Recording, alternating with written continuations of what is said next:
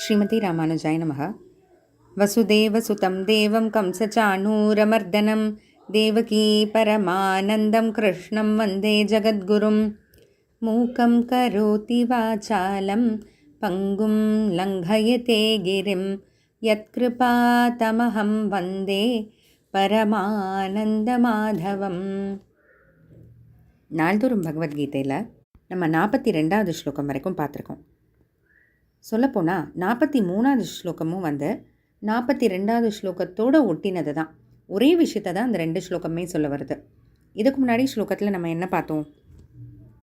இதுக்கு முன்னாடி நம்ம பார்த்தது எப்படி காய்க்காத பூக்கள், கனியாகாத பூக்கள் வெறும பார்க்குறதுக்கு மட்டும் ஒரு ஷோ பீஸ் மாதிரியோ காட்சி பொருள் மாதிரியோ, அதுபோல தான் வேதங்களெல்லாம் நல்லா படிச்சுட்டு ஸ்வர்க்கம் தான் இருக்கிறதுலே உயர்ந்த இலக்கு, உயர்ந்த இடம்னு சொல்கிறது அப்படின்னு பார்த்தோம்.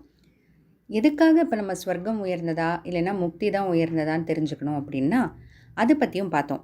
ஏன்னா மோக்ஷம் அல்லது முக்தி அதுதான் உயர்ந்தது அப்படின்னு ஏன் தெரிஞ்சுக்கணுன்னா, எல்லாருக்குமே வாழ்க்கையில் த பெஸ்ட் தான் வேணும் இல்லையா?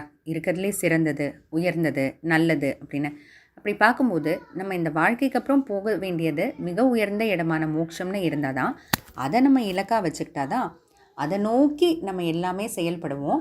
அப்போது அந்த மோட்சம்ன்றது கிடைக்கிறது மட்டும் இல்லாமல் இந்த உலகத்தில் நம்ம இருக்கும்போது மற்ற விஷயங்கள் நமக்கு தேவையானது எல்லாமே பகவான் நமக்கு கிடைக்கும்படி செஞ்சிருவார்.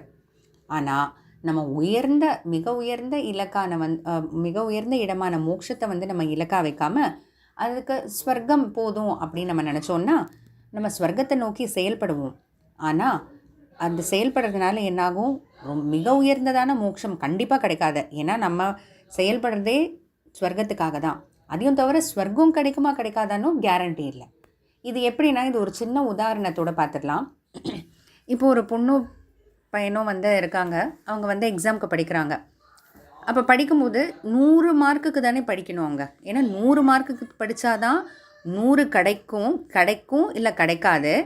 இல்லைன்னா ஒரு 90 80 கிடைக்கும். அவங்க படிக்கிறதே 80க்கு தான் படித்தாங்க அப்படின்னா 100 நிச்சயமாக கிடைக்காது. ஏன்னா அவங்க படிக்கிறதே 80 மார்க்குக்காக தான் படிக்கிறாங்க.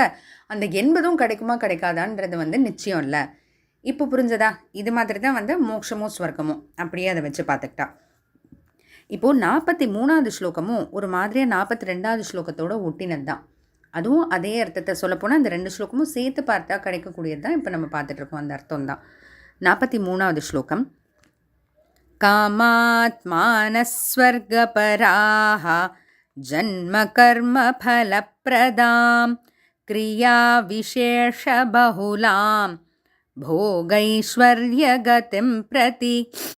அதாவது ரொம்ப சிறந்தவங்க படித்தவங்களே ஸ்வர்க்கம்தான் மிக உயர்ந்தது, அதுவே போதுமானதுன்னு சொல்கிறது.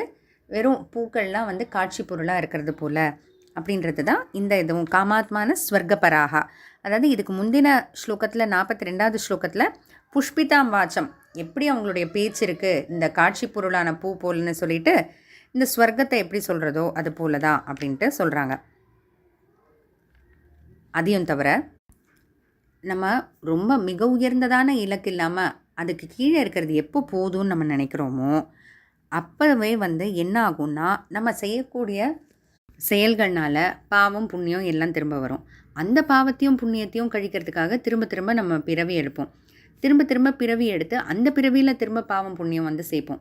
அந்த பாவம் புண்ணியம் சேர்க்கறது அதை திரும்ப நம்ம சேர்த்ததை திரும்ப கழிக்க வேண்டாமா? அதுக்காக திரும்ப இன்னொரு பிறவி எடுப்போம், ஜென்மம் எடுப்போம். அந்த ஜென்மத்தில் சில கர்மங்கள், அதாவது பாவம் புண்ணியம் அந்த மாதிரி சேரும். இந்த மாதிரி கர்மம் ஜென்மம்னு சம்சாரம் அப்படின்ற ஒரு சுழல், அந்த சுழலுக்குள்ளே மாட்டிக்கிறோம் நம்ம அப்படின்ட்டு பகவான் சொல்கிறார். ஏன்னா ஸ்வர்க்கத்துக்கு போனாலும் நம்ம முன்னாடியே பார்த்தோம் இல்லையா, அந்த புண்ணியம் தீர்ந்து போன பிறகு திரும்ப நம்ம பிறவி எடுத்து தான் ஆகணும். அதுக்கு பதிலாக மோட்சம்ன்ற அந்த ஒரே இலக்காக நம்ம வச்சுக்கிட்டோன்னா அதை நோக்கி மட்டுமே நம்ம செயல்படுவோம். அதை நோக்கி மட்டும் செயல்படுறதுனால பகவான் நமக்கு தேவையான மற்ற விஷயங்கள்லாம் அவரே பார்த்துக்குவார் அப்படின்ட்டு இந்த 43வது ஸ்லோகம் சொல்லுது. 44வது ஸ்லோகம். போகைஸ்வர்ய பிரசக்தானாம் தயா பஹ்ருத சேதசாம் வியவசாயாத்மிகா புத்தி சமாதௌ ந விதீயதே. போகைஸ்வர்ய பிரசக்தானாம், அதாவது இந்த மெட்டீரியலிஸ்டிக், நமக்கு ஒரு பொருள் சம்மந்தமாகவே நமக்கு ஆசை வச்சுக்கிட்டு, இதெல்லாம் ஒரு மோட்சம்னு பார்க்கும்போது இது தாழ்ந்த விஷயங்கள் இல்லையா? உடனே இதெல்லாம் யாரும் வச்சுக்கக்கூடாது, வாங்கிக்கக்கூடாதுன்னு கிடையாது. அல்டிமேட்டாக நம்மளோட வாழ்க்கையில் ஒரு பெரிய இலக்குன்னு ஒன்று வச்சுக்கணும். இதெல்லாம் சின்ன சின்ன விஷயம் வரும் போகும். ஆனால் எப்போதுமே இருக்கக்கூடியது நிலையானதுன்னு ஒன்று இலக்காக வச்சுக்கணும் இல்லையா? அதுக்கு முன்னாடி பார்க்கும்போது இதெல்லாம் தாழ்ந்த விஷயங்கள். இந்த தாழ்ந்த விஷயங்கள் மேலெல்லாம் ஆசை வைக்கிறதுனால ஆத்மாவை பற்றின உண்மை புரியாமல் போகுது. எதனால்? ஏன்னா இந்த தாழ்ந்த விஷயங்கள் மேலே நம்ம ஆசை வைக்கிறதுனால அதை நோக்கியே நம்ம செயல்பட்டுட்டு இருக்கோம் இல்லையா? அப்போ எங்கேருந்து நமக்கு ஆத்மாவை பற்றின புரிதல்கள்லாம் நேரம் இருக்க போகுது? இல்லை. இப்போ ஒன்றும் இல்லை, ஒரு காரே வேணும்னு வச்சுக்கோங்க. அந்த கார் வேணும்னா காசு வேணும். காசு வேணும்னா அதுக்குண்டான வேலையை செய்யணும். அப்போ அந்த வேலையிலேயே இருந்துக்கிட்டு அதுக்காகவே உழைச்சிக்கிட்டு அதுக்காக நம்ம ஒரு லோன் போட்டு ஒன்றுவோ காரை வாங்கி அந்த லோன் அடைக்கிறதுக்கு திரும்ப வேலை பார்த்து இதுலேயே நமக்கு நேரம் போகும்போது எங்கேருந்து ஆத்மாவை பற்றிலாம் யோசிக்க நமக்கு நேரம் இருக்கும்? அப்போ ஆத்மாவை பற்றின புரிதல் இல்லாமல் போயிடுது. விவசாயாத்மிகா புத்திஹி சமாதௌன விதீயதே.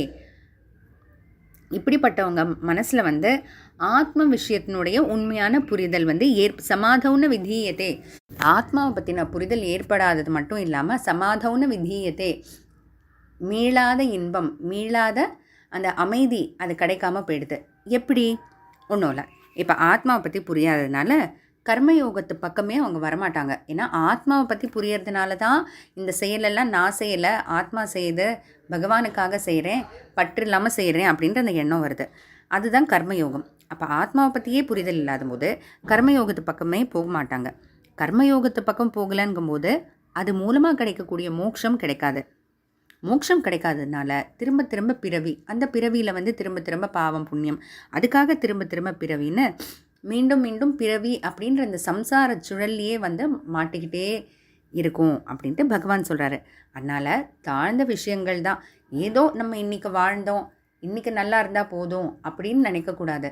ஏன்னா ஒன்றும் இல்லை, இப்போ நாளைக்கு நம்ம இருப்போமா இல்லையானே தெரியல. ஆனால் நாளைக்கு தேவையான விஷயங்களுக்கு நம்ம தயார்படுத்திட்டு தானே இன்றைக்கி தூங்குகிறோம். நம்ம தூங்கி எழுந்துப்போமா இல்லையானே யாருக்குமே கிடையாது. அதாவது இது உண்மை. நான் உடனே ஒரு ரொம்ப விபரீதமான ஒரு பேச்செல்லாம் இல்லை.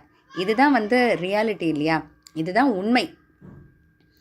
நம்ம தூங்கி எழுந்த பிறகு என்னன்னு நமக்கு தெரியாது. ஆனால் நம்ம தூங்குறதுக்கு முன்னாடி அடுத்த நாளுக்கு தேவையானது எல்லாம் நம்ம தயார் பண்ணி வச்சுக்கிறோம். ஏன் அடுத்த நாள் என்ன? நம்ம சேமிப்பு பேங்க் அப்படின்ற பேரில் அடுத்த 10 வருஷம் 20 வருஷத்துக்கெலாம் கூட நம்ம தயார்படுத்தி வைக்கிறோம் இல்லையா? அப்படி இருக்கும்போது இந்த பிறவிக்கு அடுத்த பிறவி அப்படின்னா இந்த பிறவிக்கு அப்புறம் என்ன அப்படின்றதுக்கு தயார்படுத்த வேண்டாமா? அதுதான் இந்த மோட்சம். ஏன்னா ஏதோ இன்றைக்கி நம்ம நல்லா வாழ்ந்தோம், இன்றைக்கி நல்லா இருக்கோமா அப்படின்னு பார்க்குறத விட இந்த பிறவிக்கு அப்புறம் என்ன அப்படின்றதுக்கு கண்டிப்பாக நம்ம ஒவ்வொருத்தருமே யோசிக்கணும். அதுக்கு உண்டான முயற்சிகள் தயார் எல்லாமே நம்ம செய்யத்தான் வேணும். தொடர்ந்து பார்ப்போம். ஜெய் ஸ்ரீ கிருஷ்ணா.